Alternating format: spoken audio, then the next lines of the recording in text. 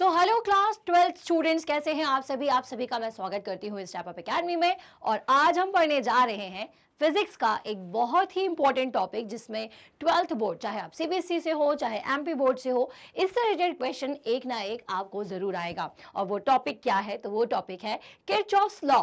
Kirchhoff का law क्या होता है और किरचॉफ्स वोल्टेज लॉ और किरचॉफ्स करंट लॉ क्या होता है। अगर आप ये समझने आए हैं तो चलिए शुरू करते हैं फटाफट से। देखिए, हम टॉपिक को स्टार्ट करें, लेकिन उससे पहले मैं आपको बता दूं कि किरचॉफ्स लॉ कहां एप्लीकेबल होता है। ये जो पार्ट है ना, किरचॉफ्स वोल्टेज लॉ, ये एक्चुअल में इलेक्ट्रिकल इंजीनियरिंग का एक पार्ट है, एक छोटा सा पार्ट है। आप सभी को तो पता है कि इलेक्ट्रिक सर्किट क्या होता है। कोई भी चीज, चाहे वो फैन हो, चाहे वॉशिंग मशीन हो, चाहे छोटा मोबाइल फोन हो, चाहे आपका कंप्यूटर सिस्टम हो, सभी में एक सर्किट लगा हुआ है, इलेक्ट्रिक सर्किट, जो कि इलेक्ट्रॉनिक कंपोनेंट का कॉम्बिनेशन भी हो सकता है। उस इलेक्ट्रिक सर्किट के स्टडी को अच्छा बनाने के लिए, इजी बनाने के लिए हमें कुछ कैलकुलेशंस करनी पड़ती है। अब आप जरा सोचिए कि इलेक्ट्रिक सर्किट की कैलकुलेशन क्यों की जाती होगी, ताकि हम ये देख पाए कि पर्टिकुलर ब्रांच में क्या वोल्टेज आ रहा है, या इस सर्किट को कितने वोल्टेज की या करंट की रिक्वायरमेंट है, या फिर मैंने इस सर्किट में जो लोड लगाया है उसे कितना वोल्टेज या करंट चाहिए। तो इन सब के लिए ना हम बिल्कुल बेसिक से शुरू करते हैं। तो ये जो केवीएल केसीएल आप पढ़ रहे हो ना, ये एक्चुअल में एबीसीडी है। क्योंकि जैसे आप पहले एबीसीडी पढ़ते हो, फिर वर्ड मीनिंग समझते हो, फिर उसके बाद आप कहीं बोलना सीखते हो इंग्लिश, उसी तरीके से ये जो केवीएल केसीएल है, ये इलेक्ट्रिसिटी का एक छोटा सा पार्ट है, उसकी एबीसी है। तो चलिए जानते हैं क्या होता है, लेकिन उससे पहले हम ये समझते हैं कि इलेक्ट्रिक सर्किट क्या होता है। एक्चुअल में आप सब ये पढ़ चुके हो, क्लास 7 से ही शायद पढ़ते आ रहे हैं कि एक सर्किट जो कि क्लोज्ड पाथ होता है, क्लोज्ड पाथ बनता है कंडक्टिंग वायर से। तो ये होता है आपका कंडक्टिंग कॉपर वायर, है ना। कॉपर वायर हम ज़्यादातर यूज़ करते हैं, एल्यूमिनियम भी यूज़ करते हैं। ये होता है रजिस्टर, ठीक है। और ये होता है बैटरी। ये सिंबल हम यूज़ करते हैं, ऐसा नहीं कि बैटरी या रजिस्टर को हम डिज़ाइन करें। दीज ऑल आर सिंबल्स, ठीक है। इसके बाद एक स्विच होता है, ठीक है, और लोड। अब लोड की जगह बेटा कुछ भी हो सकता है, मैं रजिस्टर ही लगा रही हूँ, क्योंकि हर चीज़ में हम रेजिस्टेंस के अकॉर्डिंग ही उसमें जाने वाले वोल्टेज और करंट की वैल्यू निकालते हैं, ठीक है। तो ये एक सर्किट है। अब ये तो एक बहुत ही ईजी सा सर्किट है। अब देखो, इस सर्किट को थोड़ा सा कॉम्प्लेक्स बना देते हैं, मतलब थोड़ा सा डिफिकल्ट, थोड़ा ज़्यादा नहीं, थोड़ा सा डिफिकल्ट बनाएंगे ना। सो ये भी एक इलेक्ट्रिक सर्किट ही है, ठीक है, जिसमें नंबर ऑफ रेजिस्टेंस लगे हुए हैं। अब एग्जाम में आपको ऐसा क्वेश्चन आ गया कि इस सर्किट में आपको इस R4 के अक्रॉस वोल्टेज की वैल्यू निकाल के बतानी है। अब ये क्वेश्चन को कैसे करें, आपके देख के पसीने छूट जाने हैं। तो देखो, इसको सॉल्व करने के कई सारे तरीके हैं। आप ओम्स लॉ लगाओगे, आप केवीएल यूज करोगे, केसीएल यूज करोगे, या फिर थेवेनिन, सुपरपोजिशन, मैक्सवेल, ऐसी बहुत सारी थ्योरम्स होती हैं जिनसे ये क्वेश्चन इजीली सॉल्व हो जाता है। बट अभी हम उन थ्योरम्स के पर नहीं जाएंगे, वो हम जेई लेवल पर पढ़ते हैं। उससे क्या क्वेश्चन बहुत फटाफट आसानी से सॉल्व हो जाता है। लेकिन हम यहाँ पर 3 चीजें अप्लाई कर सकते हैं, केवीएल, केसीएल और ओम्स लॉ। हमारे 12th बोर्ड के लिए ये काफी है, बहुत इनफ है। लेकिन इनको अप्लाई करने से पहले आपको इस सर्किट के बारे में कुछ इंफॉर्मेशन होनी चाहिए, जैसे कंपोनेंट क्या होते हैं, ठीक है। कंपोनेंट्स मतलब कि एक सर्किट के अंदर जो जो भी चीजें लगी होती है, जैसे resistors, inductor, capacitors, these all are components. Then होता है लोड। लोड मतलब कि जो उस वोल्टेज का, जो कि आप उस सर्किट पे दे रहे हो, उसका यूज करेगा। और एक होता है सोर्स। तो सोर्स क्या होता है बेटा? बैटरी, जो कि आपको वोल्टेज प्रोवाइड करती है। अब ये बहुत बेसिक सी इंफॉर्मेशन थी, ठीक है। तो ये लोड की जगह जैसे आप बल्ब वगैरह ये सब यूज करते हो, ये लगा दिया, ठीक है। अब केवीएल और केसीएल को सॉल्व करने के लिए आपको 2 चीजें पता होना चाहिए कि नोड क्या होता है एंड लूप क्या होता है। तो बच्चों ध्यान से देखो, एक ऐसा पॉइंट सर्किट का जहां दो या दो से ज्यादा ब्रांचेस जुड़ती हैं उसे हम नोड कहते हैं। अब आप ये सोचोगे कि दो या दो से ज्यादा ब्रांच, अब ये ब्रांचेस क्या है? तो जैसे ट्री में ब्रांचेस होती है उसी तरीके से आपके सर्किट में ब्रांचेस हैं। ये एक ब्रांच है, ये एक ब्रांच है, दिस वन इज ब्रांच, ये सभी ब्रांचेस हैं। तो ये ब्रांचेस जिस पॉइंट पर जाकर मिल रही हैं उस पॉइंट को नोड कहा जाता है। जैसे कि अगर मैं यहाँ पर आपको मेंशन करूँ तो this is node, this is also node, this is also node, this is also node, ठीक है। लेकिन हम दो ब्रांच वाले से ज्यादा हमारा काम नहीं चल पाएगा। हम सॉल्व करते हैं जंक्शन को, मतलब कि जब आप केवीएल या केसीएल का यूज करोगे तो आप जंक्शन का यूज करोगे। अब जंक्शन क्या है? एक्चुअल में वो बड़ा नोड है, मतलब जहां पर दो से ज्यादा ब्रांच ऐड हो जाती हैं उन्हें आप जंक्शन कहते हो। जैसे कि आपके जंक्शन होते हैं ना कई स्टेशंस के, वो जंक्शन है, मतलब वहां ज्यादा नंबर ऑफ ट्रेन आकर के रुकती हैं। उसी तरह से जहां पर ज्यादा नंबर ऑफ ब्रांचेस जुड़ती हैं उन्हें हम कहते हैं जंक्शन, और या इन शॉर्ट आप उनको भी नोड कह सकते हो। तो जब आप क्वेश्चन में नोड को लोगे तो इस बात का ध्यान रखोगे कि ये वाला नोड और ये वाला नोड हम क्वेश्चन में नहीं लेंगे, हम इन नोड्स को लेंगे। अब ये नोड को लेना क्यों है? तो जब आप केसीएल का यूज करोगे तब ये नोड काम में आते हैं, तो इसलिए मैं सिखा रही हूं कि नोड क्या होता है। तो बच्चों ये इनको रिप्रेजेंट करने का अलग अलग तरीका हो सकता है। हम यहाँ पर रिप्रेजेंट कर देते हैं N1 और N2, ये दो नोड। क्लियर है? अब चलो, अब आता है लूप। तो लूप क्या होता है? कोई भी एक क्लोज्ड पाथ को कहा जाता है लूप। तो आप यहां देखो कि कौन कौन सी क्लोज्ड पाथ दिख रहे हैं आपको। तो ये एक क्लोज पाथ मुझे दिख रहा है, ये एक क्लोज पाथ दिख रहा है, और ये एक क्लोज्ड पाथ मुझे दिख रहा है।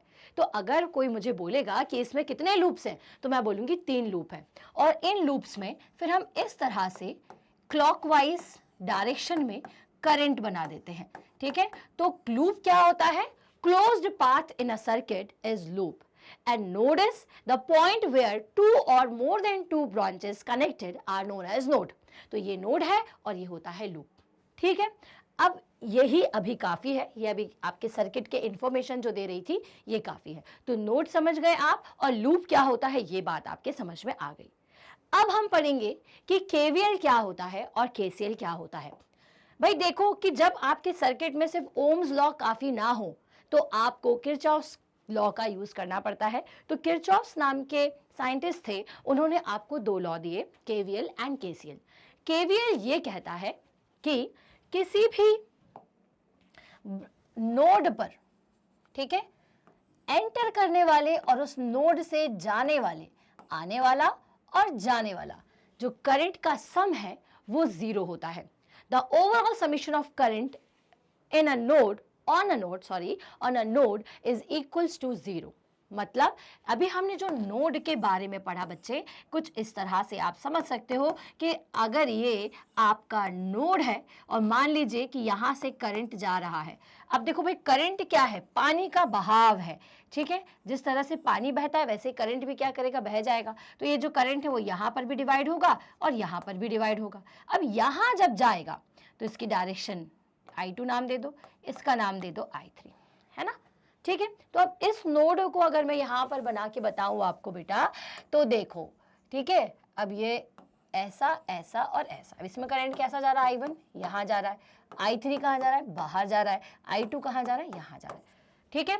तो ये क्या कह रहे हैं कि किसी नोड पर आने वाले करंट और उससे जाने वाले करंट का सम 0 होता है। मतलब कि हम ये कह सकते हैं कि I1, ठीक है, minus I3 minus I2 equals to 0। अब आप सोचोगे कि हम ये माइनस क्यों लिया? क्यों? हमने क्या बोला कि आने वाले और जाने वाले का सम क्या होता है? बराबर होता है, और उन सबको जोड़ दोगे तो वो 0 के बराबर हो जाता है, ठीक है। तो I1 इक्वल्स टू क्या होता है? I3 plus I2। अब यहाँ पे इसको डिटेल में अभी समझाऊंगी कि मैंने क्यों यहाँ माइनस लिया है और यहाँ पर प्लस लिया है। इनके सबकी वैल्यूज अलग, इनकी जो पोलारिटी मतलब समझते हैं ना, पॉजिटिव या नेगेटिव साइन इनके अलग अलग क्यों लिए ये आगे समझाऊंगी। बट अभी फिलहाल केसीएल को समझो कि नोड एनालिसिस, केसीएल को आप नोड एनालिसिस भी कहते हो। क्या कहते हो इसे? नोड एनालिसिस, ठीक है। अब ये होता है आपका केसीएल जिसमें नोड मेथड का यूज किया जाता है। अब केवीएल क्या होता है? जिसमें लूप मेथड का यूज किया जाता है। किसका यूज करते हैं आप? लूप और मैश। ये जो लूप है ना बेटा, उसको मैश भी कहा जाता है। हालांकि जब आप और ज़्यादा कॉम्प्लेक्स क्वेश्चंस करोगे और मैं आपको बताऊंगी कि मैश होता है छोटा क्लोज पाथ और लूप जो होता है वो बड़ा होता है, ये और सुपर मैश भी एक चीज़ होती है। हाल अभी मत कंफ्यूज होइए, आगे सारी चीज़ों को पढ़ते जाएंगे। फिलहाल हम बस ये जानेंगे कि लूप क्या है और मैश क्या है। तो लूप जो मैंने आपको बताया क्लोज पाथ, उसी को लूप या मैश कहते हैं। तो जहाँ ये जो केवीएल है इसे लूप या फिर मैश एनालिसिस भी कहा जाता है। ठीक है बेटा, अब इसका मतलब क्या होता है? इसका मतलब ये होता है कि ये लॉ ऑफ कंजर्वेशन पर बेस्ड है। Law of conservation of energy क्या कहती है कि energy can neither be created nor be destroyed, it can transfer from one form to the another form. तो जब आपने किसी सर्किट में एनर्जी दी, मतलब इलेक्ट्रिकल एनर्जी दी, तो वो इलेक्ट्रिकल एनर्जी पूरी की पूरी कहीं ना कहीं यूज हो रही है, किसी और फॉर्म में ट्रांसफर हो रही है। ठीक है, जैसे हीट एनर्जी में, लाइट एनर्जी में या मैकेनिकल एनर्जी में। तो इस लॉ पर ये बेस्ड है। इसको डिटेल में अभी मैं समझाती हूँ। ठीक है, तो ये एक बेसिक छोटा सा इंट्रोडक्शन। अब चलो केवीएल को डिटेल में समझते हैं। केवीएल का स्टेटमेंट ये होता है कि Kirchhoff's voltage law is also known as Kirchhoff's second law और केवीएल। पहले मैं सेकेंड लॉ समझा रही हूँ, फिर फर्स्ट लॉ समझाऊंगी। ठीक है, so KVL is based on law of conservation of energy. ठीक है, जिसके अकॉर्डिंग, ठीक है, the total voltage in a closed path in a closed electric circuit is equals to zero. समझ में आया? मतलब किसी भी इलेक्ट्रिक सर्किट में जितना भी वोल्टेज होता है, अगर मैं उन सब का सम कर दूं तो वो जीरो के बराबर होता है। ठीक है, so V1 plus V2 plus V3 equals to zero और summation V equals to zero होता है। और लॉ ऑफ कंजर्वेशन के according total potential rise equals to total potential drop. अब कहानी इंपॉर्टेंट है, अब इसको समझना जरूरी है। ठीक है, चलो, तो आगे की कहानी बहुत सिंपल सी थी, हमारे सीधे सीधे समझ आ गई। लेकिन अब इसको समझते हैं कि ये क्या लिखा है मैंने। ठीक है, चलो, तो यहाँ पर हम एक ये चीज़, तो हमने स्टेटमेंट्स पढ़ लिए कि ठीक है भाई, केवीएल का मतलब होता है किसी भी क्लोज्ड इलेक्ट्रिक सर्किट में जो टोटल वोल्टेज होता है उसका समीशन जीरो होता है, या फिर किसी भी इलेक्ट्रिक सर्किट में जो टोटल पोटेंशियल राइज होता है वो टोटल पोटेंशियल ड्रॉप के बराबर होता है। बट आखिर ये राइज और ड्रॉप है क्या? तो चलो इसको समझते हैं। अब यहाँ हम एक सर्किट कंसिडर करते हैं कुछ इस तरह से। Okay, so this is your circuit, है ना। थोड़ा सा हम कॉम्प्लेक्स सर्किट ही लेंगे, इजी सर्किट नहीं लेते हैं, है ना। और हम यहाँ पे कंसिडर करते हैं कि यह है R1, R2 इसको ले लेते हैं, यह है R3, R4, R5, V2। अब मान लीजिए कि इस तरीके का क्वेश्चन आपको एग्जाम में दिया हुआ है और आपसे कहा गया है कि इसमें आपको केवीएल अप्लाई करना है। तो या फिर अगर नहीं भी दिया हुआ है और पूछा हुआ है कि इसके अक्रॉस कितना वोल्टेज है, तो उस केस में जहां पर भी आपसे वोल्टेज पूछा हो उस केस में आप केवीएल का यूज किया करिए, किरचॉफ्स वोल्टेज राइज का। ठीक है, अब देखिए यहाँ पे सबसे पहले हम क्या करते हैं, जब भी केवीएल लगाना हो तो हम ये देखेंगे कि लूप्स कौन कौन से हैं। तो हमारे पास 3 लूप है। लूप मतलब अभी मैंने बताया क्लोज पाथ, तो 1 2 3, तो ये इसका नाम दे देते हैं हम लूप 1। ठीक है, लूप 2, मतलब आपको एग्जाम में ऐसा कुछ करने की जरूरत नहीं है, लेकिन अभी समझने के लिए मैं आपको इस तरह से नेमिंग करके दिखा रही हूँ। अब आपको क्या करना है, इसके बाद हर में आप क्लॉकवाइज डायरेक्शन में करंट कंसिडर कर लीजिए कि इस वाले लूप में I1 बह रहा होगा, इस वाले लूप में I2 बह रहा होगा और यहाँ पर I3 फ्लो कर रहा होगा। क्लियर है? अब हमें क्या करना होता है केवीएल में, अब हम लगाते हैं लूप इक्वेशंस। ठीक है, तो अब देखिए, ठीक है, अब आप यहां से लिखेंगे अप्लाइंग केवीएल इन लूप 1। अब अप्लाइंग केवीएल इन लूप 1 मतलब आप केवीएल अप्लाई करो किसमें, लूप 1 में। और केवीएल क्या कहता है, पोटेंशियल या voltage rise equals to voltage drop. अब इसका मतलब समझिए, वोल्टेज राइज मतलब क्या होता है कि कहीं से कोई चीज बढ़ रही है, तो वोल्टेज को बढ़ाने का काम कौन करेगा, ऑब्वियस सी बात है बैटरी करेगी। तो यहाँ पर जो V1 वोल्टेज आपको दिया हुआ है ये कहलाएगा आपका वोल्टेज राइज वाला वोल्टेज, क्योंकि ये वोल्टेज दे रहा है सर्किट में। अब इसके बाद इसको समझिए, अब अगर इस बैटरी को मैंने लगाया और ऑन किया तो इससे करंट फ्लो करेगा, जिसका वैल्यू मैंने क्या ले लिया, I1 ले लिया। अब ये I1 करंट जब R1 में जाएगा तो क्या हो जाएगा, I1 इंटू R1। क्या बनेगा? I1 into R1। अब I1 इंटू R1 क्या होता है? अब ओम्स लॉ के according V equals to IR होता है। अब अगर यहाँ पे I और R बन गए तो यहाँ पर मुझे एक वोल्टेज मिल गया, ठीक है। अब रेजिस्टेंस का काम क्या होता है? रेजिस्टेंस का काम होता है करंट का अपोज करना। करंट का अपोज करके क्या करता है? ये वोल्टेज की वैल्यू को लिमिट करके रखता है। तो कैसे करता होगा? अब जैसे कि मेरे पास बहुत सारा खाना है, ठीक है। मान लीजिए मेरे पास 10 रोटियां हैं, लेकिन मुझे 8 ही रोटी लोड तक पहुंचानी है। तो मैं क्या करूंगी? दो रोटियां खुद खा लूंगी। तो वो जो खाने वाला वोल्टेज है ना यहाँ पर, वो होता है रेजिस्टेंस के अंदर। तो I और R मिलकर के ड्रॉप बनाते हैं। कौन सा ड्रॉप? Voltage drop. तो यहाँ पर I1 इंटू R1 मिलकर के एक वोल्टेज बनाएंगे। तो वोल्टेज राइज क्या हो गया? V1, ठीक है, इक्वल्स टू क्या है? Voltage drop. तो ये हो गया आपका I1 इंटू R1, ठीक है। यहां पर हमने लिख दिया I1 इंटू R1। अब आगे चलेंगे, इस लूप में R2 भी है, लेकिन अब देखो जरा कि R2 में दो करंट बह रहे हैं, एक I1 और एक I2। क्योंकि अगर ये करंट फ्लो करेगा तो यहां से एंटर करेगा I1 करंट, और यहां से ऐसा करंट जा रहा है। थोड़ा देखिएगा क्लॉक कैसे चलती है, यहां से। तो ये ऐसा क्लॉकवाइज करंट है। दैट मीन्स कि I2 नीचे से इसमें एंटर करेगा, ठीक है।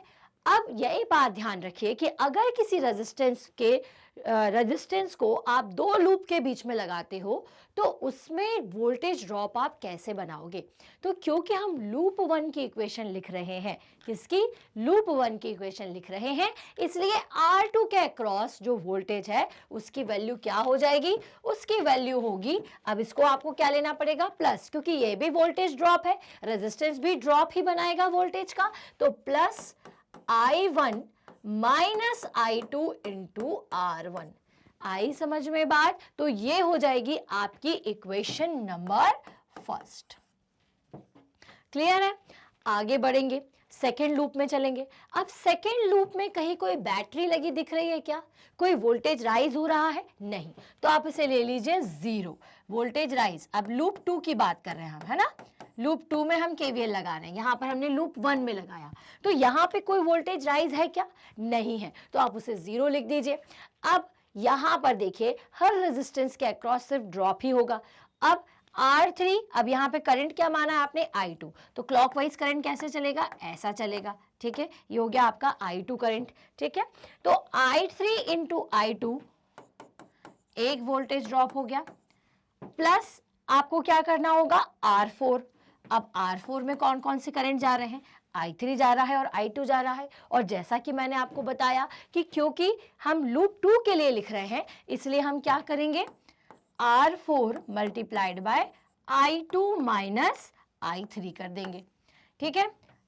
प्लस R2 भी इस लूप में है, तो हो जाएगा प्लस R2। लेकिन अब आप क्या करोगे? I2 माइनस I1, क्योंकि आप किसके लिए इक्वेशन लिख रहे हो? लूप 2 के लिए। तो ये हो जाएगा I2 माइनस I1। ये एक इक्वेशन हो गई। अब लूप 3 की इक्वेशन लिखेंगे। अब लूप 3 में कोई वोल्टेज सोर्स है, लेकिन अगर ये सोर्स से कोई करंट बहता तो कैसा बहता? करंट की डायरेक्शन क्या लेते हो आप? अगर ये सोर्स है, बैटरी है, तो इससे कोई ना कोई करंट फ्लो करेगा। ये तो हमने माना है, ये लूप करंट हम खुद एज्यूम करते हैं। लेकिन अगर ये बैटरी खुद का करंट फ्लो करवाती तो किस डायरेक्शन में करंट जाता? ऐसा। और ये डायरेक्शन कैसी है? Anti clockwise. तो मतलब ये वोल्टेज की वैल्यू को आपको क्या लेना पड़ेगा? क्योंकि इससे बहने वाला करंट सर्किट में एंटी क्लॉकवाइज करंट दे रहा है, इसलिए आप इसे क्या लेंगे? Minus V2। ये तो हो गया पोटेंशियल राइज की वैल्यू। अब पोटेंशियल ड्रॉप कौन कौन करेगा? R5 और R4 करेंगे। तो R5 में I3 करंट हमारा मेन है, तो I3 तो क्लॉकवाइज है, इसलिए R5 इंटू I3 कर दीजिए यहां पर सिंपल सा, R5 इंटू R3। अब इसको क्या करोगे? प्लस R4, और R4 की वैल्यू क्या हो जाएगी? कौन कौन से करंट जा रहे हैं इसमें? I3 और I2 दोनों जा रहे हैं, इसीलिए I3 माइनस I2। तो इस तरह से आपको इक्वेशंस बनानी होती है। अगर आपको ये तीनों इक्वेशन समझ में आ गई हैं तो बहुत अच्छी बात है। कहीं पर भी अगर कोई डाउट है तो आप कमेंट सेक्शन में मुझे बता दीजिएगा। लेकिन यहाँ पे ये तीनों इक्वेशंस को बना करके हम किसी भी रेजिस्टेंस के अक्रॉस करंट, वोल्टेज या किसी की भी वैल्यू निकाल सकते हैं। तो बेटा ये थी पूरी केवीएल की प्रोसेस। आई होप आपको समझ में आ गया होगा कि वोल्टेज राइज और वोल्टेज ड्रॉप का मतलब क्या है। बैटरी दी हुई है, दैट मीन्स कि वो वोल्टेज राइज है। वोल्टेज ड्रॉप मतलब रेजिस्टेंस के अक्रॉस तो ड्रॉप ही होता है ना। रेजिस्टेंस करंट को कंट्रोल करता है, तो कैसे कंट्रोल करता है? वो अपने अक्रॉस एक ड्रॉप क्रिएट करता है, वोल्टेज का खपत करता है। तो कितने वोल्टेज की खपत करेगा वो हमने यहां से निकाल ली, I1 इंटू R1 से। आया समझ में? इस तरह से सभी में voltage rise equals to potential voltage drop, इस इक्वेशन की मदद से, इस क्वेश्चन की मदद से आप यहाँ पर सबकी इक्वेशन लिख लेंगे। तीनों इक्वेशंस को आप सॉल्व करेंगे तो आपको जो भी वैल्यू पूछी है वो वैल्यू आपको मिल जाएगी। क्लियर है? अब इसका क्वेश्चन करेंगे तो ज़्यादा आपको बेहतर समझ में आ जाएगा। तो ये तो पूरी प्रोसेस थी, इसको बेहतर तरीके से समझो। और इसमें एक ट्रिक है जो मैं आपको आगे समझाऊंगी। चलिए, तो यहां से केवीएल तो हमें समझ में आ गया। और अगर स्टेटमेंट देना है तो the summation of voltage in a close loop is equal to 0 और the total potential rise equal to total potential drop in any closed circuit is the statement of KVL. ठीक है, चलिए नाउ किरचॉफ्स करंट लॉ। अब Kirchhoff's current law क्या होता है बच्चों? Kirchhoff's current law states that the algebraic sum of all the current entering and leaving the node is equals to 0। मतलब कि किसी भी नोड पर आने वाला करंट और उसी नोड से जो जाने वाले करंट का सम होता है उसको हम 0 मेंशन करते हैं, मतलब उसका सम 0 होता है। अब इससे रिलेटेड क्वेश्चंस को कैसे सॉल्व करें, चलिए इसको समझने के लिए मैं आपको यहाँ पर एक सर्किट ड्रॉ करके बताती हूँ। अब देखिए, इस तरीके का कोई क्वेश्चन है और आपसे कहा जा रहा है कि आपको इसमें केवीएल नहीं केसीएल अप्लाई करना है। तो आप किस तरह से करेंगे? यहाँ पर हमने V1 मान लिया, यहाँ पर हम मान लेते हैं V2, ये है R1, R3 और इसका नाम दे देते हैं हम R4, R5 और ये है R2। क्लियर है? अब देखिए, वहाँ जैसे हमने केवीएल में लूप मेंशन किए थे, यहाँ पर हमें नोड को मेंशन करना है। तो यहाँ पे कितने नोड है? तो देखो, मैंने आपको बताया था कि जहाँ 3 ब्रांचेस मिले उसे आप नोड मानिएगा, लेकिन जहाँ पर 2 आपके ब्रांच मिलता है उस पॉइंट को आप नोड मत मानिए। तो यहाँ पे ये पॉइंट और इस पॉइंट को हम नहीं लेंगे, सिर्फ ये और ये पॉइंट कहलाएगा। ठीक है, तो नोड बना लिए, नोड 1 और नोड 2। अब इसके बाद इन नोड पर हम ये मान लेते हैं कि इस पर है V1 वोल्टेज और इस पर V1 की जगह हम VA नाम देते हैं इसका, और यहाँ पर VV वोल्टेज है। ठीक है, अब मेरे पास 2 नोड है तो मैं यहाँ पे केसीएल अप्लाई करूंगी। केसीएल क्या कहता है? केसीएल बेस्ड होता है law of conservation of charge पर। ठीक है, तो जितना करंट यहाँ इस पॉइंट पर आ रहा है उसका पूरा एल्जेब्रिक सम हम करेंगे। मान लिया कि एक करंट आ रहा है यहाँ से, एक यहाँ से और एक यहाँ से, तो इस ब्रांच का टोटल करंट क्या हो जाएगा? अगर मैं इस ब्रांच का करंट निकालूं तो मैं कैसे निकाल सकती हूँ? तो यहाँ से जो करंट फ्लो करेगा, मान लीजिए उसकी वैल्यू है I1। ठीक है, यहाँ के करंट का नाम है I2 और ये है I3। तो एट नोड A, ठीक है, अब नोड A पर हम क्या अप्लाई कर रहे हैं? केसीएल अप्लाई कर रहे हैं, अप्लाइंग केसीएल। ओके, तो केसीएल क्या कहता है कि नोड पर आने वाले और उससे जाने वाले करंट का सम 0। तो अब देखो, यहां पर आपने नोड बना लिया, कौन सा? यही वाला VA। ठीक है, अब इससे जो जो भी चीजें कनेक्टेड है उन सबको बना लो। तो आपने एक ये वाली ब्रांच बना ली, ठीक है, एक ये वाली ब्रांच आपने बनाई और एक ये वाली ब्रांच। अब जरा ध्यान से देखो कि इनका एक एंड तो VA से कनेक्टेड है और दूसरा किससे कनेक्टेड है? तो ये कनेक्टेड है यहाँ पर एक वोल्टेज से, ठीक है, जिसका नाम है VA, मतलब यहाँ पर एक और VA नाम का वोल्टेज है। ठीक है, V1 नाम का वोल्टेज है, मैं ऐसा बना देती हूँ इसे। ठीक है, ये वाली ब्रांच जो है वो किसी और से कनेक्टेड नहीं है। ठीक है, ये वाली जो ब्रांच है वो यहाँ से और किससे कनेक्टेड है? VB से भी कनेक्टेड है। ठीक है, तो अगर मुझे इस पे जाने वाले क्या करंट है, इस करंट्स की वैल्यू निकालनी है, जैसे I1 की वैल्यू निकालनी है, तो मैं I1 की वैल्यू कैसे निकालूं? तो देखो, मुझे क्या दिया हुआ है यहाँ पर, मुझे यहाँ पर R और V पता है, और V बाय R क्या होता है? करंट होता है। तो यहाँ पर आप इक्वेशन कैसे निकालोगे? अब देखो, बहुत कंफ्यूज मत हो, सिंपल, ये I1, ये I2 और ये यहाँ से I3। तो अगर मैं इसकी इक्वेशन लिखूंगी तो ये क्या हो जाएगी? नोड ए की केसीएल इक्वेशन क्या हो जाएगी? ये होगी I1 minus I3 minus I2 equals to 0। अब देखो, आप एक अजम्पशन मान लो, ये मान लीजिए कि किसी भी नोड पर जो करंट एंटर करेगा उसको आप पॉजिटिव लोगे और जो भी करंट उससे लीव करेगा उसे आप नेगेटिव लोगे। तो मैंने वही माना है। तो और सबका सम क्या होगा? 0 होगा। अब यहाँ से I1 की वैल्यू निकालनी है मुझे। तो I1 ये है। अब यहाँ 2 वोल्टेज है तो V1 माइनस VA करेंगे। लेकिन आप किसके लिए इक्वेशन लिख रहे हो? नोड ए के लिए इक्वेशन लिख रहे हो। तो आप यहाँ पर क्या लिखोगे? I1 की जगह VA minus V1 divided by R1। ठीक है। I3 कहाँ है? या इसको I2 पहले ले लेते हैं फिर I3। I2 की वैल्यू देखो, तो I2 क्या हो जाएगा? रेजिस्टेंस कितना है यहाँ पर? आपका R2 है और वोल्टेज क्या है? VA है। बाकी कोई और वोल्टेज है क्या? नहीं। तो I2 की वैल्यू क्या हो जाएगी? VA divided by R2। ठीक है। I3 निकालना है तो I3 निकालने के लिए ये रहा रेजिस्टेंस और 2 वोल्टेजेस हैं। लेकिन अब क्योंकि इस नोड के लिए आप वोल्टेज निकालोगे, इस नोड के लिए केसीएल लगा रहे हो, तो ये हो जाएगा VA minus VB divided by R3 equals to 0। तो ये हो गई आपकी कौन सी इक्वेशन? Equation number 1। ठीक है। अब हम लगाएंगे किसके लिए? At node B. ठीक है। अब नोड बी पर आप केसीएल लगा दो। तो अब इस पे कौन कौन से करंट जा रहे हैं? देखो, एक करंट ये है, एक यहां से ये जाएगा और एक यहां से ये जाएगा। ठीक है। अब तो यहां पर हमने मान लिया कि इस करंट का नाम है I4, ये है I5, ठीक है, और ये है आपका I6 करंट। ठीक है। तो नोड वी पर क्या इक्वेशन हो जाएगी? इस नोड पे बी पर कौन कौन से करंट आ रहे हैं?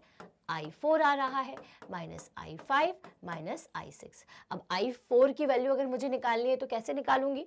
तो क्योंकि इस ब्रांच का करंट I4 अब अभी मैंने इसको मान लिया इस पर आने वाला करंट, तो उसकी वैल्यू अब क्या हो जाएगी?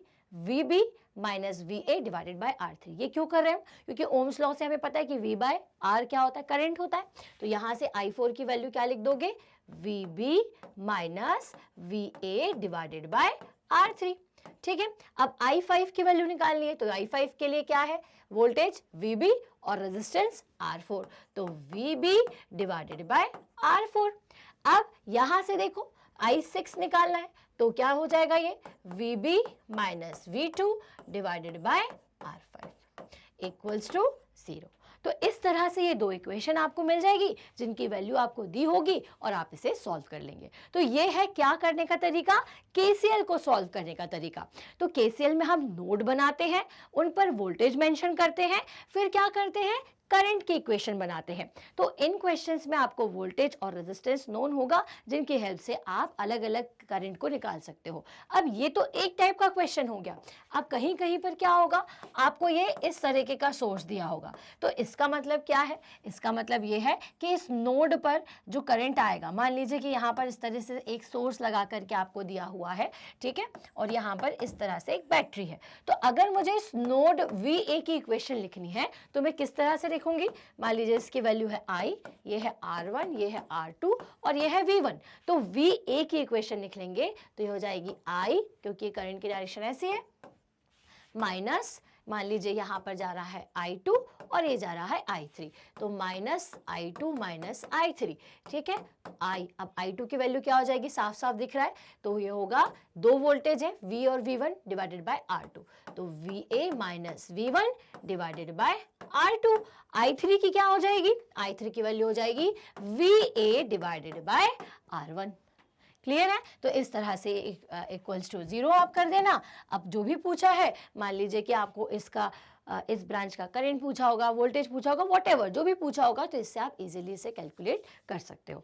अब ये ऐसे समझ गए हैं हम कि चलो ठीक है, केसीएल को इस तरह से अप्लाई किया जाता है और केवीएल को ऐसे, लेकिन अब क्वेश्चन करेंगे तब हमारे ज़्यादा चीज़ें क्लियर होंगी। तो चलो फटाफट से कुछ अच्छे से हम क्वेश्चंस कर लेते हैं।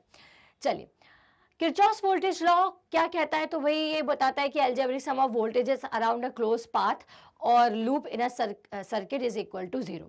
यहाँ पे हमें क्वेश्चन दिया हुआ है, या हाँ, अब ये क्वेश्चन है तो केवीएल की प्रॉब्लम यहाँ पर दी हुई है, find the current flowing through one resistance by using Kirchhoff's voltage law या फिर मैश एनालिसिस। अब देख लेते हैं कि हमारा कौन सा रेजिस्टेंस है, वन थ्रू वन रेजिस्टेंस। तो भैया 1 ओम रेजिस्टेंस ये है और हमें क्या निकालना है, हमें ये निकालना है कि इसके अक्रॉस करंट कितना जा रहा है और कौन सी मेथड यूज करनी है, लूप मेथड यूज करनी है। अब इस क्वेश्चन में ऑलरेडी आपको क्लॉकवाइज करंट बना के दिया हुआ है, अगर नहीं दिया होता तो क्या करना पड़ता आपको, सबसे पहले आप सबसे पहले क्लॉकवाइज करंट बनाते। ठीक है, चलो तो अब अपन इसको सॉल्व करेंगे। देखिए तो अप्लाइंग, सबसे पहले लिख दो अप्लाइंग केवीएल इन लूप 1। ये आपका क्या है, लूप 1 है और ये है लूप 2। Is that clear? तो लूप 1 की हम इक्वेशन लिख लेंगे। तो ये क्या कहता है, टोटल पोटेंशियल राइज, ये क्या है आपका पोटेंशियल राइज और ये क्या है पोटेंशियल ड्रॉप। तो total potential rise equals to total potential drop. तो अब यहाँ पर क्योंकि ये बैटरी है तो ऑब्वियस सी बात है पोटेंशियल को बढ़ा ही रहा होगा, तो इसलिए होगा ये total potential rise 130 volt equals to क्या होगा 0.2 इंटू I1, ठीक है, R इंटू I1, ठीक, माइनस यहाँ पे ये 0.2, ठीक है। अब इसमें I1 भी जा रहा है, I2 भी जा रहा है, तो मैंने आपको बताया था हम क्योंकि लूप 1 के लिए इक्वेशन लिख रहे हैं इसलिए लूप 1 हमारे लिए ज़्यादा इंपॉर्टेंट है, तो उसके करंट में से दूसरे को माइनस कर दो तो ये होगा I1 माइनस I2। अब देखो यहाँ पे एक और वोल्टेज बैटरी लगी हुई है, तो इस बैटरी को भी हमें कंसिडर करना पड़ेगा जो कि कितना है 110 वोल्ट की है। अब देखो इससे अगर कोई करंट निकलेगा तो कैसे निकलेगा, ऐसी डायरेक्शन में, एंटी क्लॉकवाइज डायरेक्शन में, ठीक है। इसलिए इसके साइन को आपको क्या लेना है बेटा, माइनस लेना है। ये बात और समझ लो, क्या होता है कि अगर किसी सर्किट में क्लॉकवाइज करंट बह रहा है तो आप उसे पॉजिटिव लोगे और एंटी क्लॉकवाइज बह रहा है तो उसे आप नेगेटिव लोगे। कैसे समझे, अब ये बैटरी का पॉजिटिव और ये नेगेटिव है। कन्वेंशनली हम ये मानते हैं कि करंट हमेशा पॉजिटिव से नेगेटिव जाता है, तो देखो अगर ये पॉजिटिव से नेगेटिव बहता तो कैसे जाता, घड़ी की दिशा में, क्लॉकवाइज डायरेक्शन में, तो इसीलिए मैंने इस बैटरी के साइन को पॉजिटिव लिया है। लेकिन ये जो बैटरी है इसका पॉजिटिव यहाँ है और नेगेटिव यहाँ है, तो अगर ये करंट फ्लो कराएगा तो कैसा कराएगा, एंटी क्लॉकवाइज डायरेक्शन में। तो इसीलिए जब हम इसे लिखेंगे तो क्या लिखना पड़ेगा, तो इसके साथ में ये हो जाएगा माइनस 110 वोल्ट। आया समझ? अब चलिए इसको सॉल्व कर लेते हैं। तो 130 माइनस 110 कर लेंगे, ठीक है।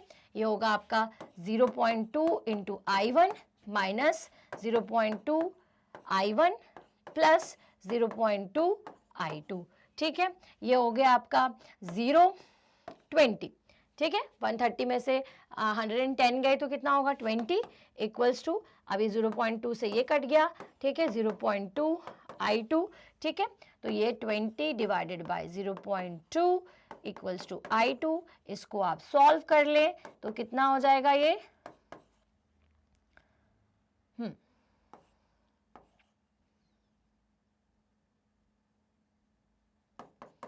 हाँ, तो ये कितना होगा, I2 की वैल्यू आपको यहाँ पे साफ साफ दिख रही है 100 एम्पियर। बाबा रे इतना सारा करंट, ठीक है चलिए, तो 100 I2 आ गया। अब इसके बाद हम क्या करेंगे भाई, I2 की वैल्यू तो हमें मिल गई, I2 किस में से जा रहा था, 1 ओम से ही जा रहा था, तो भाई हमें यही निकालना था कि the find the current flowing through 1 ohm resistance. 1 ohm resistance से आपको जो करंट की वैल्यू है वो निकालनी थी। तो क्योंकि देखो 1 ओम से सिर्फ I2 जा रहा है इसलिए 1 ओम से करंट की वैल्यू कितनी होगी, 100 एम्पियर होगी। एक बार हम चेक कर लेते कि हमने सही किया कि नहीं। यहाँ पे देखिए पोटेंशियल राइज क्या है, 130 है, यहाँ पे 2 बैटरी लगी हुई इसलिए दोनों को हमने कंसिडर किया, लेकिन ध्यान रखना पड़ेगा इनके साइन का। तो जो क्लॉकवाइज करंट बहाए लूप में उसको पॉजिटिव ले लो और जो लूप में एंटी क्लॉकवाइज करंट बहाएगा उसको आप माइनस ले लीजिए। तो हमने यहाँ पर ले लिया। अब उसके बाद हमने इसकी इक्वेशन लिखी, हमें लूप 2 पे जाना ही नहीं पड़ा और हमारे पास किसकी वैल्यू आ गई, हमारे पास अपनी वैल्यू आ गई सिंपल सी, क्योंकि भाई 1 ओम से कौन सा करंट जा रहा है, I2 ही जा रहा है ना, तो इसलिए I2 की वैल्यू कितनी आ गई, 100 एम्पियर। तो भाई ये तो बहुत ही इजी क्वेश्चन हो गया। चलो आगे बढ़ेंगे। Now we know that according to KCL, everything that goes into node must also come out. We can start learning about nodal analysis. चलिए तो अब ये KCL के क्वेश्चन देख लेते हैं. तो यहाँ पे इन्होंने बोला कि भाई जो भी नोड के अंदर जाता है वो उसी से बाहर आता है, उस पॉइंट से ही बाहर आएगा. तो भाई नोड एनालिसिस के क्वेश्चन को चलिए देख लेते हैं. तो यहाँ पे क्वेश्चन दिया हुआ है. अब इसमें एक ही नोड बन रहा है. हमें सबसे पहले क्या करना होता है, केसीएल लगाने के लिए, नोड एनालिसिस लगाने के लिए नोड मेंशन करना पड़ता है. तो नोड क्या है, यहाँ पर सिर्फ एक ही है, तो N1 को हमने मेंशन कर लिया. अब यहाँ पे आप डायरेक्शन बना दो, करंट कैसा कैसा जाएगा इसमें. अब ऑब्वियस सी बात है, अगर ये करंट यहाँ जा रहा है तो यहाँ डिवाइड होगा और यहाँ डिवाइड होगा. क्लियर है. अब मैं क्या करूंगी, I1 यहाँ पे करंट जाएगा, मुझे सिंपल सा दिख रहा है. ठीक है, तो यहाँ लिखो सिंपल, एट नोड 1. ठीक है, समीशन I इक्वल्स टू 0, मतलब टोटल करंट इक्वल्स टू 0 हमें लिखना है. तो इस हिसाब से I1, ठीक है, माइनस इसको हम मान लेते हैं I2 और इसे मान लेते हैं I3.